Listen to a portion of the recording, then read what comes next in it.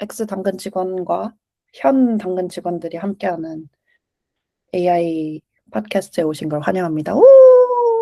와. 자연스럽게 오프닝을 해주시는군요. 요즘 AI 근황이 어떠신가요? 뭘 좀 또 사부작 만들고 계신가요? 저번에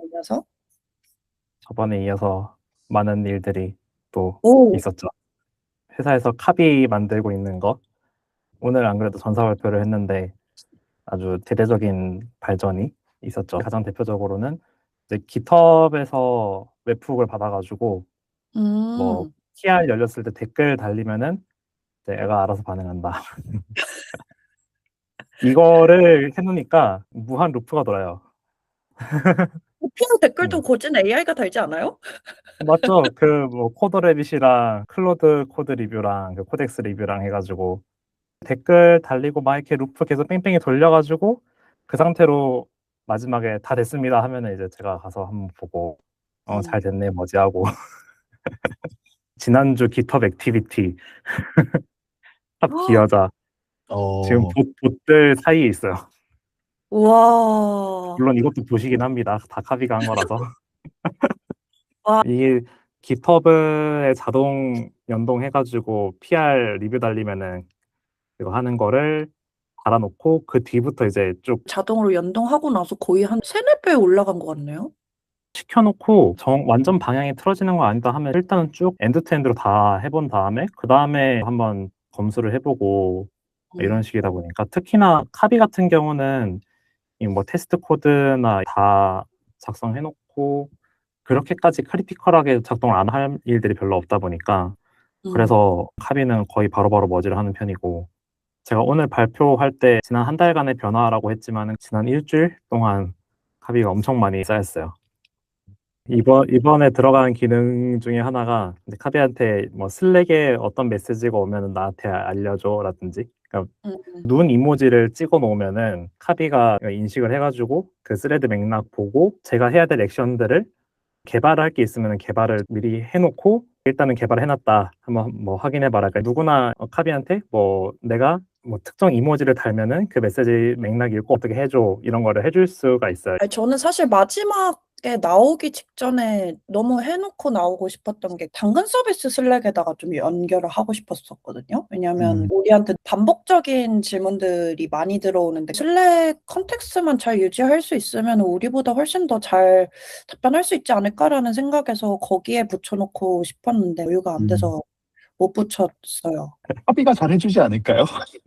이게 지난번에 그 법무팀 분들이랑 얘기하다가 문의가 들어오면은 먼저 이제 AI한테 맥락 물어보고 초안을 작성을 해가지고 최종적으로 검수하고 메시지가 나가는 건데 그 과정을 다 매뉴얼하게 하고 있는 상황인 거예요. 그냥 이모지 하나 달아놓으면은 자동으로 가서 다른 AI한테 또 물어보고 뭐 MCP 연결해가지고 바로 데이터 가져오고 뭐 이런 식으로 만들어봤죠. 사내 AI 개발자로 찬이가 워킹 해주고 계신 거 아니에요? 보수 더 줘야 된다, 보수 더 줘야 돼. 근데 지금 카비 DAU 떨어지고 있어요. 다른 팀에서 이제 각자 봇들을 많이 만드셔가지고 다른 팀들이 각각 다 자기 봇을 만들면은 뭐가 이점이 있죠? 어차피 카비가 다 잘하는 영역을 중복해서 만드는 거 아니에요? 각 팀의 맥락을 자유롭게 건드릴 수 있는 게 크지 않나 싶기는 해요. 각 팀의 맥락을 그냥 넣고 싶은 거 넣고 빼고 싶은 거 빼고 그게 좋은 것 같고 이제 뭐 그런 식으로 에이전트를 또 다 만들 필요는 없으니까 그거 잘 만드는 팀은 그렇게 하면 되고 카비한테도 맥락을 학습시켜 줄 수 있게 따로 긴 리포지토리를 만들어서 거기다 카비에서 사용할 맥락들 다 넣으면은 카비가 그 불러와서 팀별로 혹은 개인별로 맥락 다 불러올 수 있게 해놨고 MCP 서버 같은 것도 카비한테 마음대로 붙일 수 있게 개인 설정으로 그렇게 해놨어요. 그래서 사실상 로컬에서 쓰는 게 아니라 원격에서 쓸 수 있게 해놨어요. 하나의 코딩 에이전트가 완전체로 탄생하는 그런 느낌인데. 거의 그렇게 됐죠. 오픈소스 풀자. 와, 오픈소스. 오픈소스를 풀어버리자. 커뮤니티 쪽 신고 처리 자동화가 되게 빠르게 적용이 되고 있고 긍정적인 점은 아이오가 있을 때부터 우리가 비향하던 바가 플랫폼 제품이니까 우리의 손을 그쵸. 타지 않고 자동화를 할 수 있었으면 좋겠다 였는데 커뮤니티 쪽에서 너무 잘해주고 계세요. 그러니까 커뮤니티 게시글에 대한 신고 처리까지만 해도 제가 손을 많이 댔었는데 지금 벌써 한 일주일 사이에 커뮤니티 댓글이랑 모임 게시글까지 이제 커뮤니티 쪽에서 작업을 하셔서 이거 괜찮은 것 같은데 검토만 한번 해주세요 해서 봤는데 너무 잘하신 거예요. 뭐 이대로면 QA만 돌리고 바로 적용해도 될 것 같아요 하는 정도까지 돼서 기분이 좋은 상태고 그리고 이걸 앞으로 더 잘하게 하려고 여러 가지 고민들을 하고 있어요. 근데 저는 도메인이 너무 사실 생소해서 아직 공부를 하고 있는 단계이기는 한데 어쨌든 GIS라고 하는 이제 지리공간 정보 시스템 도메인에서 일을 하고 있는데 에스리라고 하는 이제 미국에서 세워진 그 회사고 이 회사에서 만든 이제 ArcGIS라고 생태계가 그 전 세계 GIS 시장의 대부분을 먹고 있다고 하더라고요. 근데 이제 제가 일하는 회사는 이 에스리에서 판매하는 ArcGIS 뉴질랜드랑 그 퍼시피ಕ್ 아일랜드의 공식 디스트리뷰터야. 그래서 뉴질랜드 안에서 에스리가 판매하는 소프트웨어를 쓰고 싶으면은 지금 제가 있는 이글이라는 회사랑 계약을 맺어야 되는 거예요. 데이터들이 여러 가지 층위가 있는데 이런 맵이라고 생각을 해보면은 이 맵도 레이어가 엄청 여러 개잖아요. 그러니까 배경이 있고 뭐 그 위에 도로 레이어가 막 3개씩 쌓이고 뭐 그것들을 조합해서 맵을 만들고 이거를 이제 AI한테 피딩을 해가지고 GIS 분석가들이 데일리하게 수행하는 업무들을 좀 자동화하고 그런 것들을 이제 시도하려고 하는 것 같아요. 그래서 그 데이터 준비가 되어 있는지 여부는 이 에스리라고 하는 곳에서 너네들이 좋은 데이터를 가지고 있다라고 하려면은 이런 기준으로 데이터를 만들어야 돼라고 하는 기준을 얘네들이 공식적으로 딱 박아놨어. 다 하나하나 자기 아이템들에 대해서 스캔하고 고치고 이런 제품이 없는 거지. 그래서 우리 회사에서 커스텀한 기준을 붙여가지고 스캔을 다 돌려서 이거를 만들어 준 다음에 AI한테 던져가지고 메타데이터를 서제션을 해주는 그런 기능을 만든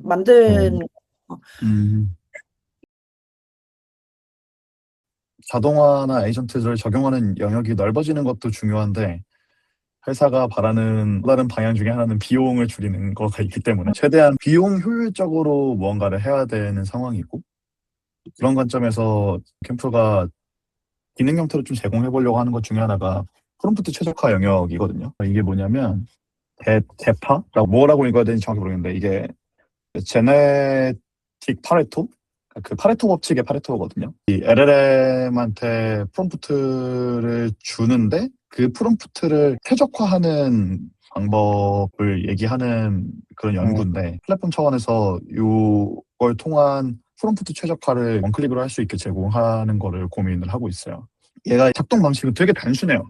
말 그대로 불필요한 토큰 그리고 우리가 예시 같은 것도 프롬프트에 많이 넣잖아요. 근데 LLM의 그 레이어에서 같은 의미로 비춰질 만한 애들은 불필요하니까 제거하고 한국어 기준으로는 조사들 제거하고 영어 기준으로는 불필요한 이제 보조어들 같은 거 제거하고 몇 가지가 좀 조합이 된 것 같아요. 결국 얘기하는 결과는 토큰 양은 줄었는데 성능은 더 좋다? 이 두 개가 이 최적화하기 전 프롬프트로 만든 거 이게 최적화한 후 프롬프트로 만든 거라고 얘네가 주장을 하는데 사실 이거는 저는 조금 좀 과장된 감이 없지 않아 있다고 생각하고 이거를 실제로 좀 적용을 해봤어요. 사실 이거는 제가 하진 않았고 저희 팀에 카키 이제 새로 합류하신 분이 있는데 카키가 이 실험을 계속 하고 계신데 해보니까 성능은 실제로 좋아졌어요. 문제는 비용이 안 줄었어. 비용이 오히려 조금 늘었어. 근데 이게 태스크마다 조금 성격이 다를 것 같은데 지금 테스트해본 태스크는 처리 결과를 구체적으로 설명하기를 원하는 거다 보니까 성능이 나아지면 자연스럽게 아웃풋 토큰이 좀 늘어날 수밖에 없는 종류의 태스크로 실험을 하기는 했어요. 인풋 토큰은 실제로 이거 적용한 이후에 막 5, 60%씩 감축을 했는데 아무래도 아웃풋 토큰이 가격도 비싸고 하다 보니까 아웃풋 토큰이 한 20, 30% 늘어나다 보니까 비용은 오히려 조금 늘어나는 현상이 있는 거죠. 사실 신고 처리 자동화처럼 인풋 토큰의 비중이 훨씬 큰 태스크들에서는 적용해보면 효과가 있을 수도 있겠다 싶더라고요. 오히려 토큰을 줄여야 되는 영역은 그 처리 정책에 대한 내용이다 보니까 그쵸, 그 그쵸. 부분을 줄이는 관점에서는 이게 효과가 좀 있을 것 같고요. 이거 적용하기 전에도 중고거래 쪽에 비용 감축하려고 그러니까 직접 구현을 했던 부분 중에 하나가 중간 레이어를 둬서 요약본을 주도록 하는 그런 거를 적용했다고. 그게 실제로 효과가 되게 크더라고요. 모델을 더 싼 걸로 바꾸고 이런 것보다도. 이게 이제 추가가 된 거죠. 폴리시 서머라이저라는 중간 레이어가 추가가 된 건데, 기존에는 폴리시 리뷰 에이전트가 get policy 도구를 써서 정책을 직접 읽고 바로 판단을 하는 구조였다면 이게 이제 중간에 낀 거죠. 근데 당연히 얘가 요약을 얼마나 잘해주냐에 따라서 최종 성능에 영향을 너무 많이 미치는 거예요. 그래서 초반에는 얘의 프롬프트를 이거는 이제 신고 처리 정책이다 보니까 신고 수락해야 되는 경우, 신고 거부해야 되는 경우, 그리고 예외 케이스 요 정도로 말 그대로 요약을 시켰었어요. 근데 문제는 뭐냐면 대부분의 신고 항목에서는 잘했는데 상표권이나 군 경찰 관련 물품 이런 것들은 예외 케이스가 너무 많아서 누락되는 케이스가 너무 많은 거죠. 그래서 지시를 좀 바꿨어요. 너는 판단하는 애가 아니고 그 필요한 정보를 가져오는 애다라는 지시는 똑같았는데 기존이랑 달라진 점은 요약할 생각하지 말고 관련이 있는 섹션을 통째로 가져와라 라고 지시를 수정을 했고 그 이후에는 이전과 비슷한 성능 보이는 걸로 확인한 상태예요. 해보니까 전에는 비용을 감축한다 하면 자연스럽게 더 싼 모델을 쓰는 걸 먼저 생각을 했던 것 같은데 더 싼 모델이 예를 들어 도구 호출을 이상한 파라미터로 여러 번 시도해서 성공하는 것보다 조금 더 비싼 모델이 한 번에 성공하는 게 낫기도 하고 사실 호출당 비용이 아니라 결국 토큰당 때문에 인풋 토큰만 적절하게 줄이면 모델을 바꾸는 게 아니라 다른 방법으로도 충분히 비용을 줄일 수 있다가 이 작업의 레슨런이었던 것 같아요. 저도 비용 줄이는 실험을 사실 지난주에 가열차게 했었는데 이 메타데이터를 서제션을 하려면 이 홍콩 테스트라는 이 웹 맵이 가지고 있는 각각의 레이어들이 뭔지를 다 이해를 해야 되잖아요, AI가. 그래서 다른 엔지니어가 만들어 놓은 MCP 서버를 붙여가지고 이 웹맵에 관련된 모든 데이터들 불러오도록 했는데 그게 토큰이 막 40만 토큰 막 이런 거예요. 그냥 웹맵 하나 불러오는 거. 그거를 줄이는 작업을 했는데 이제 줄리어스가 시도하신 그런 방향처럼 기술적인 방법으로 줄였다기보다는 도메인적인 지식을 가지고 좀 레이어가 수십 개가 있을 수 있는데 가장 위에 있는 레이어 몇 개가 제일 중요한 거더라고요. 왜냐면 밑에는 배경이니까. 예를 들어서 뭐 캠핑장 맵이라고 하면은 마지막 세 개가 캠핑장 위치, 뭐 캠핑 폐기물 덤프하는 곳, 뭐 물 가져올 수 있는 곳, 요런 세 개가 이제 마지막에 있으니까 20개의 레이어가 있었다 하면 17개는 그냥 버려도 되는 건 거예요. 근데 그게 또 이게 이렇게 레이어가 쌓이는데 실제로 데이터에는 거꾸로 뒤집어져 있어. 그래서 베이스 레이어가 인덱스 0번이고 제일 중요한 레이어가 제일 밑에 있어요. 그러니까 AI한테는 first feed 되는 게 중요하잖아요. 근데 얘는 이제 엄청나게 많은 가비지 토큰을 먹고 마지막에 그 캠핑 레이어를 보니까 서제션을 아예 할 수가 없는 거지. 그래서 리버스 시키고 탑 몇 개만 레이어를 뽑고 거기에서 지리 정보에 관련된 필드들만 뽑아가지고 가지고 오니까 비용이 한 56% 정도가 줄더라고요. 그래서 이게 익숙한 도메인에서는 뭐 사실 내용은 줄일 수 있는 대로 줄이고 이제 거기에서 얼마나 더 스퀴즈 하나의 문제인데 그게 아니면은 진짜 그냥 그 로우 데이터 하나하나를 어떤 순서로 어디까지 잘라서 뭐만 가지고 가져올지 컨텐츠 자체가 너무 중요하구나 뭐 그런 생각을 좀 많이 했던 주였습니다.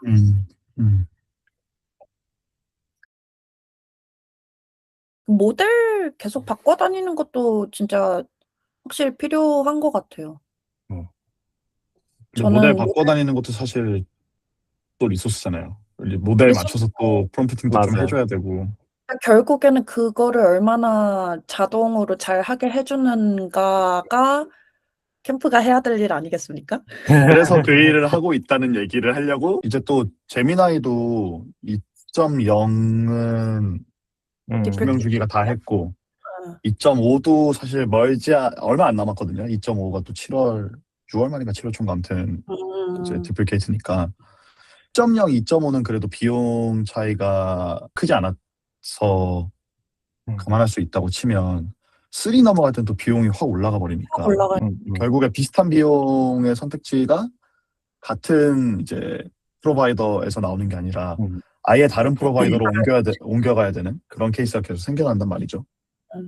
그래서 캠프에서도 결국 그 모델을 바꿨을 때 프롬프팅을 좀 수정하는 거 이걸 좀 플랫폼 차원에서 지원을 해주기 위한 고민을 하고 있는데 와, 갑자기 그 아찔했던 모델 변경 사고 생각나네요. 해리가 제 모델 소넷 4.5에서 4.6을 바꿨나? 분쟁 조정 에이전트 뭐 하나 고치면서 왜 한 단계 낮은 모델로 되어 있지? 높은 게 좋으니까 높은 걸로 해야지. 아웃풋 토큰 가격도 같으니까 이러고 바꾼 거예요. 프로바이더가 바뀐 것도 아니었는데도 얘가 원래는 도구 호출을 내가 이거를 도구 호출하겠습니다. 저거를 호출하겠습니다.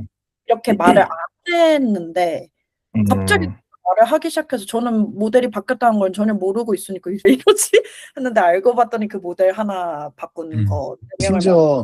심지어 더 발전했다는 모델로 바꿔도 내 의도와는 다를 수 있잖아요.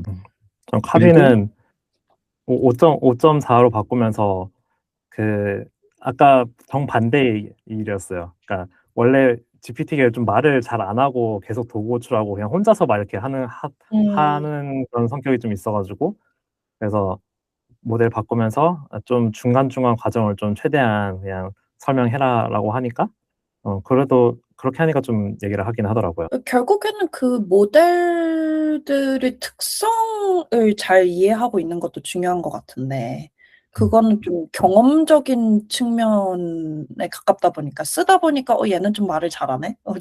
얘는 말을 좀 못하네. 얘는 말이 많네, 적네 이런 느낌이라 가지고 어떻게 시스템으로 만들지는 또 별개의 문제인 것 같아. 그리고 결국 모델에 대한 의존도가 높아진다는 거잖아요. 그러니까 분명 모델 프로바이더들은 더 나은 성능을 제공하기 위해서도 있겠지만 돈도 더 많이 벌어야 되고 점점 더 좋고 더 비싼 모델을 내놓고 이전에 있었던 모델은 내리고 이걸 이제 반복을 할 텐데 이게 뭔가 항상 다음 모델로 가는 게 좋은 변화냐 하면은 아닌 경우가 있다 보니까 그 의존에서 오는 어떤 불안감도 좀 있는 것 같아요. 뭐 예를 들어 2.5 플래시로 되게 잘 작동하게 만들어놨는데 영원하지 못할 거라는 거니까. 요즘 그래도 그 오픈소스 모델들이 또 한 단계씩 더 올라오는 추세니까 결국에는 진짜 복잡한 다단계의 엄청 큰 컨텍스트가 필요한 작업은 이제 그 메인 벤더사들에서 나오는 모델을 쓰고 반복적이고 간단한 작업들은 이제 로컬 모델들이나 그런 데로 옮겨가는 추세가 될 것 같기는 한데 이게 또 그냥 API 콜만 하면은 주르륵 딸려오는 그 편리함에서 벗어나서 막 그 오픈소스 모델들 다 찾아보고 뭐 세팅하고 이런 불편함을 감수하기가 쉽지가 않으니까. 화이팅. 그런 니즈는 점점 늘어날 것 같기는 해요. 편리함 이런 것도 당연히 있겠지만 결국에 말하자면 주권인 거잖아요. 주권을 뺏기는 거잖아요. 그런 로컬 모델을 사용하려는 니즈나 특히 기업들에서는 점점 늘어날 것 같고 그런 관점에서 엔비디아가 GPU를 이제 대형 프로바이더들한테 파는 것만큼 로컬 모델 서빙하고 싶어하는 회사들한테도 더 팔 수 있지 않을까? 라는 생각도 좀 들고요.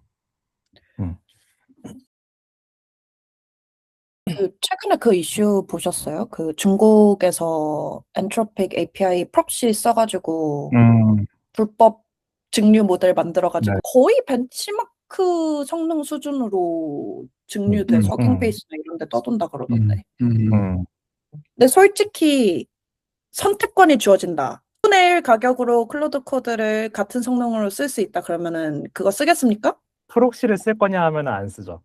프록시를 쓸 거냐 하면 안 쓰고 저도 프록시는 아니고 그냥 거기서 그렇게 증류된 모델을 쓸 거냐 얘기해볼 만한 되게 재밌는 주제인 것 같은데 음. 모델의 저작권 개념은 어디까지인가? 그러니까 모델의 소유권, 학습 데이터가 될 수도 있고 학습 방법이 될 수도 있고 클로드란 모델 자체일 수도 있고 어디까지 엔트로픽이라는 회사의 소유물, 전유물로 볼 수 있는 건가?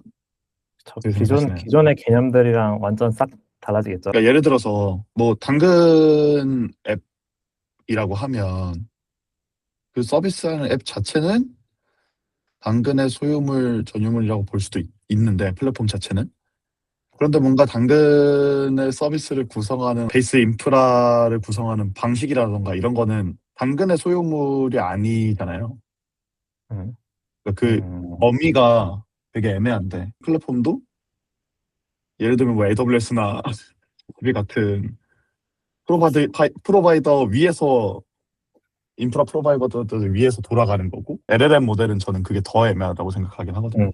학습 데이터의 소스를 따질 수가 없다 보니까 그게 제일 큰 것 같아요. 사실 학습 데이터만 차치하고 보면 그 이제 모델을 그렇게 학습을 시키기 위한 방법론들도 이제 본인들이 연구한 거를 썼다고 하면 근데 우리 이런 걸 사용해서 학습시켰더니 이렇게 잘 나오더라.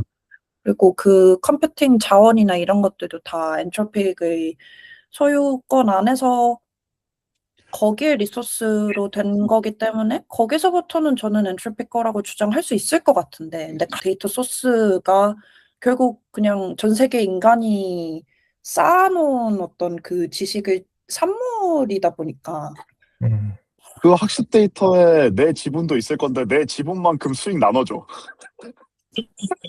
내가 인터넷에서 생성해낸 어떤 데이터가 학습됐을 수도 있잖아요. 제가 트위터에 쓴 똥글 소스가 될 수 있잖아요. 저는 엔트로픽이 아니라 그록한테 가서 대학을 공부해야 될 것 같은데요. 제가 또 같이 얘기해보고 싶은 주제가 있었는데 그 저희 스레드 맨 마지막에 AI가 프로덕트로 피딩되냐?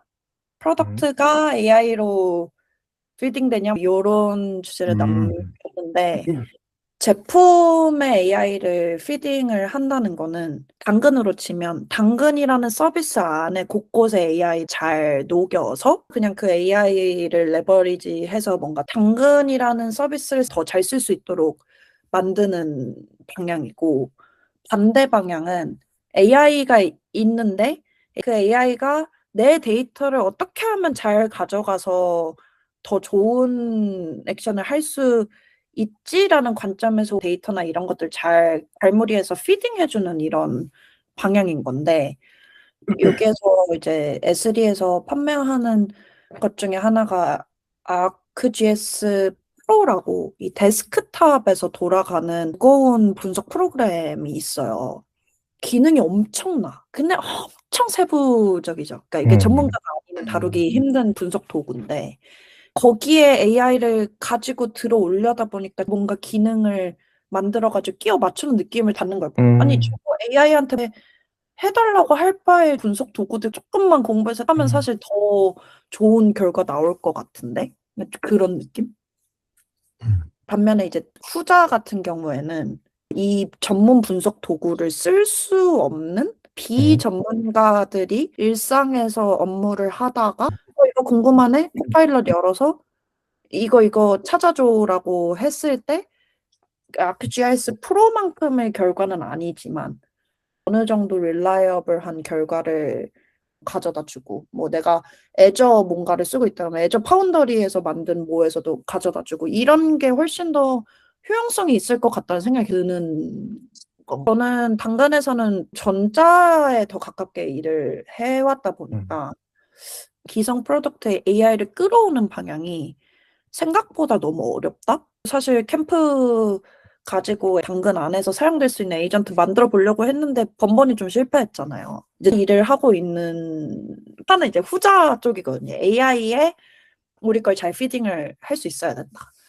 고민되는 지점들이 생기더라고요. 이 데이터를 AI한테 다 피딩을 해줘도 되는 게 맞나? 사실 이 GIS 데이터 굉장히 폐쇄성이 높은 데이터인데, 예를 들면은 뭐 그 지 자체에서 가지고 있는 지리 공간에 대한 데이터는 그쪽만 가지고 있으니까 그 안에서 이제 독점적인 분석력을 가지고 이제 할 수 있는 건데, 그거를 AI한테 열어버리는 순간, 아까 줄리어스가 얘기한 주권이라고 할까요? 계속 가지고 있을 수 있는 상태가 지속될 수 있나? 좀 같이 얘기를 해보면 재밌겠다라는 생각을 했어요. 저는 여전히 좀 일종의 인터페이스 레이어처럼 느껴지기는 하거든요. 이 AI, LLM이 이미 어떤 인터페이스 위에 또 인터페이스를 얻는 게 조금 어색하게 느껴지긴 하는 것 같아요. 기존에 있던 어떤 프로덕트의 자연어 인터페이스 레이어로서 그 LLM을 얻는다고 하면 그 측면에서는 여전히 좀 어색하게 느껴지는 것 같고, 그래서 후자가 조금 더 자연스럽게 느껴지는 것 같고, 근데 LLM 기반으로 돌아가는 것들이 모두 인터페이스 레이어처럼 작동하느냐라고 하면 그렇지 않은 경우도 있잖아요. 그래서 그런 경우는 기존의 프로덕트에 붙이는 게 좀 더 자연스러운 경우도 있는 것 같고, 음, LLM이 자연어를 기반으로 하는 모델이고 자연어 인터페이스 쓰는 거는 맞지만 항상 자연어 인터페이스로만 써야 하냐 하면은 그렇지 않잖아요. 우리가 기존에 익숙하던 모바일 인터페이스가 됐든 뭐 데스크탑 인터페이스가 됐든 인터페이스는 그대로 두고 코어 레이어 또는 엔진 레이어로서 LLM을 쓰는 방법도 있는데, 우리가 그런 자연어 인터페이스 레이어를 통해서 쓰는 거가 너무 새롭게 느껴졌었고 너무 되게 파워풀하게 느껴졌다 보니까 그 인터페이스에 편향이 있지 않나? 바이어스. 라는 LLM 기반의 기능을 항상 챗봇처럼 또는 음. 자연어 인터페이스를 기반으로 제공되어야 하고 그런 느낌을 받는 것 같은데, 사실 본질은 그게 아니잖아요. 인터페이스가 중요한 게 아니라 LLM이 줄 수 있는 비결정적인 태스크를 해결할 수 있는 능력? 이런 게 중요한 거지. LLM을 엔진으로 잘 활용하면서 각 유즈 케이스에 맞는 적절한 인터페이스를 적용하는 거에 대한 고민이 아직은 조금 성숙하진 않은 것 같다. 뭐 사실 그래서 그 동적으로 UI를 구성하는 그런 시도도 굉장히 많이 일어나고 있기도 하고, 특히나 요즘엔 이제 보이스 에이전트들도 더 많이 나오려고 하고 있는 것 같고, LLM이 그 텍스트 채팅 인터페이스 아닌 영역에서 어떻게 해줄 수 있느냐라고 했을 때는 결국에는 있는 듯 없는 듯 하는 것들이 될 것 같단 말이에요. 그래서 그냥 그 보조해주는 것들. 저 이제 당근에서 나오기 전에 한참 얘기 많이 했던 게, 이 커머스 시장의 판도가 막 바뀔 거라는 얘기를 한참 많이 했었잖아요. 그러니까 GPT, 지금은 이제 한 발 물러났는데, 그때 작년에는 이커머스를 GPT 안에서 그 인터페이스 안에서 하겠다 했으니까. 사실 지금 안 그러잖아요. 안 그렇죠. 찾아봐도 이상하고 나오는 정보들이 실제로 들어가 보니까 없는 데이터고 막 이런 것도 되게 많았고, 근데 그런 건 있어요. 시장 조사라고 해야 되나? 내가 지금 이걸 살라고 하는데 그냥 지금 전반적으로 좀 좋은 것들이 어떤 것들이 있는지, 그런 거를 먼저 파악을 하고 그 다음에 세부적인 거는 이제 결국엔 들어가서 쇼핑몰에서 보게 되는데, 내가 확인하고 싶은 정보들을 AI가 지금 제대로 줄 수 있느냐, 아직은 100% 신뢰하기가 어려운 상황이니까 전문 서비스를 들어가서 하는 것 같거든요. AI 서비스 업체들이 다 고도화를 해가지고 최적화된 경험을 계속해서 제공을 해준다라고 하면은 사람들은 점점 더 편하고 자기 니즈를 충족시켜 줄 수 있는 쪽으로 흘러갈 거니까. 근데 저는 AI가 되게 정확한 정보를 잘 준다고 하더라도 인간의 본성이 어떤 부분에서는 결정적인 걸 훨씬 더 선호한다고 생각하거든요. 그래서 어떤 부분에서는 여전히 우리가 전통적인 UI, UX?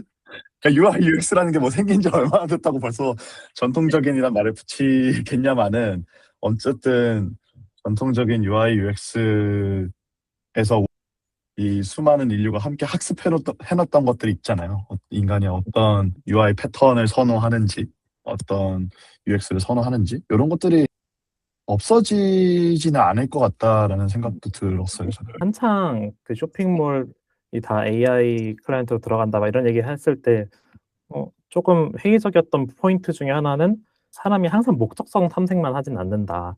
음. 당근을 들어오는 이유도 그냥 뭐 심심해서 들어왔는데 이거 재밌겠네 하고 들어와서 보는 것도 되게 많고, 단적으로 틱톡이 챗GPT에 들어갈 거냐, 유튜브가 챗GPT에 들어갈 거냐라고 하면 비목적성 탐색으로서 그런 것들을 거기서 제공해 주지는 않을 거란 말이죠.